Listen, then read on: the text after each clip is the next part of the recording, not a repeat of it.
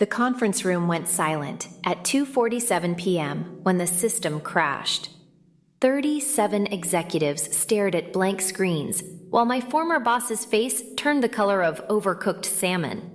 His son, the genius who'd replaced me, was frantically clicking a mouse like it might magically fix everything. The worst part wasn't watching them panic. It was knowing I had the password in my pocket. And my consulting rate was $500 per hour, with a 6-hour minimum. 3 months earlier, I'd been employee number 42 at Northbrook Technologies, a mid-sized logistics software company in Denver. For 8 years, I'd built and maintained the entire inventory management system from scratch. Every line of code, every security protocol, every backup procedure. I knew that system like I knew my own heartbeat. My boss, the vice president of operations, had this way of smiling that never reached his eyes. The kind of smile that made you check your back for knives. Got a minute? He appeared at my cubicle on a Tuesday morning, coffee in hand, wearing that smile. His son stood behind him. 23 years old, fresh business degree, 0 technical experience. I'd seen him exactly twice before. Once at the company Christmas party, where he'd called our software basically just fancy Excel, and once in the parking lot revving his daddy-bought BMW. This is Wesley. He's joining our team. You'll be training him on your systems. Not the systems. Your systems. Like he already knew what was coming. For 6 weeks, I taught Wesley everything. How the database architecture worked, where the security vulnerabilities were, and how we'd patched them. The disaster recovery procedures I'd spent 2 years developing. The custom algorithms that saved the company 14 minutes on every order, which across 3,000 daily orders meant millions in efficiency gains. Wesley took notes on his iPad and asked questions that told me he understood maybe 30% of what I was explaining. Why don't we just use the automatic backup?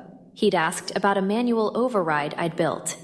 Because the automatic backup failed catastrophically in 2019 and cost us $80,000 in lost orders. This manual system is fail-safe. He nodded and typed something. Later, I saw his notes. They said, automatic backup equals faster, manual override equals outdated. My colleague Bethany from accounting caught me stress-eating vending machine pretzels in week 4. You know what this is, right? She glanced around and lowered her voice. Stephanie in HR told me, off the record, that Wesley's being groomed for a technology leadership position. The pretzel turned to sand in my mouth. My position. I'm sorry, I thought you should know. That night, I started documenting everything. Every training session. Every question Wesley asked showed his incompetence. Every correction I had to make. The file grew to 29 pages. I also changed something else. Something small. Something they'd never notice unless they needed it. The meeting happened on a Friday. Because, of course it did. They always fire people on Fridays. My boss had upgraded his smile to include fake sympathy. Wesley sat beside him, trying to look serious, failing. We're restructuring the technology department, going in a new direction. Your position is being eliminated due to incompetence and failure to modernize our systems. The room tilted. Incompetence? I built these systems. They've had 99.97% uptime for 8 years. We need fresh perspectives, innovative thinking. Wesley has identified several inefficiencies in your architecture. Wesley, who 3 days ago had asked me what an API was, nodded solemnly. You have until the end of the day to pack your things. Security will escort you out. I packed my desk while coworkers whispered and avoided eye contact. 8 years in a cardboard box. My coffee mug with the SQL joke. The plant my team gave me for my work anniversary. The award for Excellence in Systems Innovation from 2 years ago. My boss walked past with Wesley, both carrying Starbucks cups. both laughing about something. "Make sure you don't take any proprietary materials," my boss called out, that smile sharpened to a blade. "We'll be monitoring." Wesley smirked. "Yeah, we take intellectual property seriously here." The security guard, Angela, who I'd helped fix her daughter's laptop once, looked miserable as she walked me to my car. "This is wrong," she whispered. "Everyone knows it." I loaded my box into my trunk at 4:47 p.m. on September 15th. The Denver sky was that perfect autumn blue that felt like mockery. For 2 weeks, I applied to jobs and lived off my savings. I updated my LinkedIn. I went to interviews. I told the story of my position elimination in the most professional terms possible while rage simmered in my chest like a low-grade fever. I also waited. Because here's what I knew that they didn't. The inventory management system required a master administrator password reset every 90 days for security compliance. I'd built that requirement myself. It was buried deep in the architecture, impossible to bypass without understanding the entire security framework. And that 90-day deadline? It was coming up in exactly 2 weeks from my termination date. I documented the reset procedure in my training materials, page 67, section 14. But understanding documentation and actually executing a complex security protocol are very different things. On day 13, my phone rang. Unknown number. "This is Bethany. Don't say my name if anyone's around." Her voice was tight. "The system's having issues. Wesley can't figure out the password reset. Your boss is losing his mind. They're trying to call you, but I wanted to warn you first. Don't answer for free." "How bad is it?" "They have a huge presentation Monday with potential investors. 37 executives. If the system's down..." She didn't finish. She didn't have to. "Thanks for the heads up." "Destroy them," she whispered and hung up. I didn't answer when my boss called, or when he called again, or when Wesley called from 3 different numbers.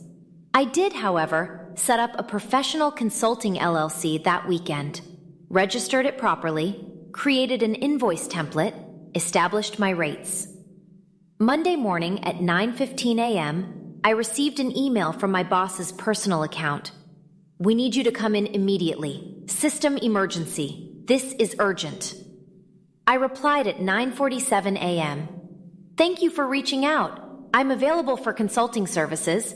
My rate is $500 per hour with a 6-hour minimum, payable in advance. Please find my W-9 and standard contract attached. Upon receipt of payment and signed contract, I can address your technical needs within 24 to 48 hours, depending on my current project load." He called 60 seconds later. I let it go to voicemail. The voicemail was 7 minutes of increasingly desperate rambling that started with, "Be reasonable," and ended with, "I'll sue you for sabotage." I replied via email. To clarify, I did not sabotage anything. The system is functioning exactly as designed with its 90-day security protocol, a feature I documented extensively in the training materials provided to your current technical staff. The password reset procedure is outlined in section 14, page 67 of the Systems Administration Manual, last updated August 2023. If your current team is unable to execute this standard protocol, that reflects a training gap, not a system failure. My consulting offer stands. According to Bethany, who texted me updates like she was narrating a sports game, the Monday presentation was catastrophic. 2:15 p.m. The system just crashed, literally right when the investors walked in. 2:23 p.m. Wesley is sweating through his shirt. Your boss is purple. 2:47 p.m. They're trying to explain that their state-of-the-art inventory system is currently a very expensive brick. One investor just left. 3:12 p.m. The CEO just arrived. Looks like he wants to commit murder. My phone rang. The CEO. I answered this time. Professional courtesy. I understand we have a situation.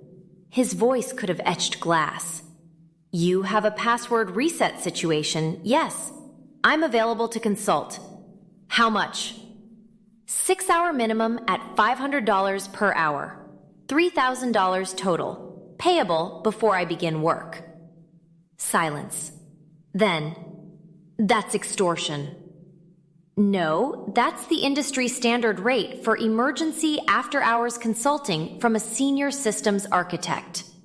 Given that I was terminated for alleged incompetence 2 weeks ago, I think it's quite reasonable that I'm offering services at all. I could charge double for the inconvenience. More silence. I'll have the payment processed in 1 hour. Can you be here in 90 minutes? Once payment clears, yes. I walked into Northbrook Technologies at 4:47 p.m., exactly 2 weeks to the minute from when I'd left, wearing my best consulting outfit and carrying my personal laptop. The conference room still held 17 of the original 37 investors. The others had apparently given up and left.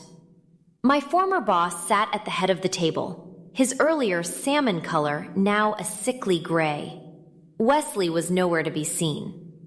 The CEO met me at the door. How long will this take? 15 minutes to execute the reset, another 45 to verify system integrity, and brief your team on the procedure so this doesn't happen again. Fine, whatever you need. I walked to the main terminal, very aware of everyone watching. Opened my documentation, the same documentation Wesley had been given, started executing the password reset procedure step by step. My former boss made a sound like a dying balloon. Wait, that's it? That's all you're doing? Wesley said this was impossible without rebuilding the entire security architecture. I didn't look up from the screen. Wesley was mistaken. This is a standard quarterly. It's on page 67 of the manual I created. The same manual I gave him during training. The same training I documented extensively before my termination for incompetence. The CEO's head turned toward my former boss like a turret acquiring a target. 11 minutes later, the system was back online. I spent the next hour training their hastily assembled IT team on the proper procedure, documenting everything in real time, creating video tutorials they could reference. At 6:15 p.m., I sent my invoice.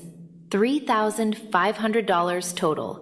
The base $3,000 plus $500 for the additional training hour. The CEO paid it immediately and asked for my monthly retainer rates. I learned the rest from Bethany over coffee 2 days later. Wesley had been reassigned to a non-technical role in a different department. My former boss had been demoted and put on a performance improvement plan. The CEO had personally called 3 of my references and offered me a position as senior systems architect, fully remote, 30% pay increase, and a formal apology. The best part, Bethany said, grinning over her latte, was when the CEO asked your old boss why he'd fired the only person who understood the system. He said Wesley had innovative ideas about modernization. The CEO asked him to name one innovation. He couldn't. I didn't take the job offer. Instead, I took my consulting LLC and ran with it. Turns out there are a lot of companies with complex systems and not enough people who truly understand them. Last month, I billed more in 3 weeks than I made in 6 months at Northbrook. My former boss still works there. He now reports to a woman who was previously his peer and who has 0 tolerance for incompetence. Real incompetence, not the manufactured kind. And Wesley? I heard he's doing great in facilities management. Apparently, he's very good at ordering office supplies. As for that password, I changed my personal consulting password to Wesley_was_wrong _2024. It makes me smile every time I type it. Sometimes the best revenge isn't what you do to someone. It's letting them do it to themselves, and then charging them $500 an hour to fix it.